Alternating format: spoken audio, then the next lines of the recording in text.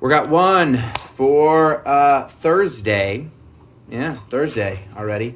Is going to be a strength emom. It's 15 minutes long. There's 3 things. It means you're going to do everything 5 times. Minute 1 is going to be hang power cleans, right? Minute 2 is going to be the floor press. And then minute 3 is going to be thrusters.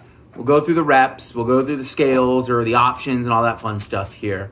But know that you're going to do each of those 5 times, right? Because there's 3 of them, 15 minutes. 5 times 3 is 15, right, Becky? Right. All right, so here's what we got. Hang power cleans. Obviously, dumbbells or barbells are your first option if you've got them. You're good. The weights, the reps on this are 5 to 10. Reason being is we've got a pretty big spread of weights that people have. So if you're using light weights, you go towards the higher end, the 10. It's a lot. If you have heavier weights, go towards the 5. If you have an option of going light or heavy, go heavy, right? Remembering that you're going to use the same barbell for all of these. You're going to have time to change weight. If you have 2 barbells at home, great. You can do 2 different things. But I still would advise using the same barbell so you can stay on the same page as everybody else. Minute 2 then is going to be 3 to 5 floor presses. All right. Barbells, again, dumbbells are a good option. We're going to go through. Kettlebell is going to be a little bit different, so we'll just go through kettlebell at the end. Though, I should say on all of these, if you have barbells and a kettlebell, or barbells and dumbbells, that's cool. You can totally use both of those and pick the weights that suit you for this, right? Floor press may be better done with dumbbells, while the barbell is better for hang power clean. And then the last one is thrusters, right? There's no easy way to do thrusters.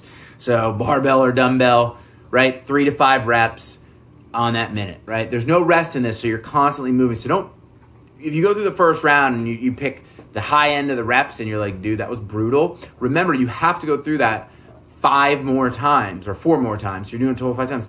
That's a lot.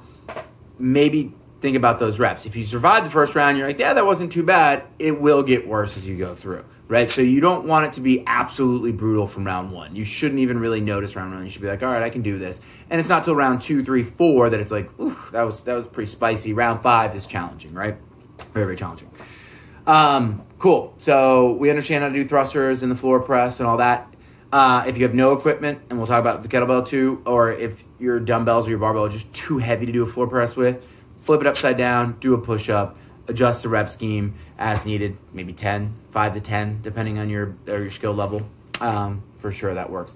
If you've got a kettlebell, minute 1, instead of a hang power clean, you're going to do sumo deadlift high pull, right? Kettlebell cleans are always an option, but like we've talked about 7 million times, they're hard to do. They're a very high skill move, especially with a heavy one. They're easier to learn with a light one, and a lot of you don't have light ones.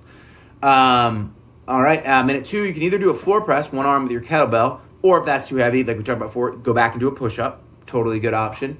Minute 3 is a one-arm thruster, right?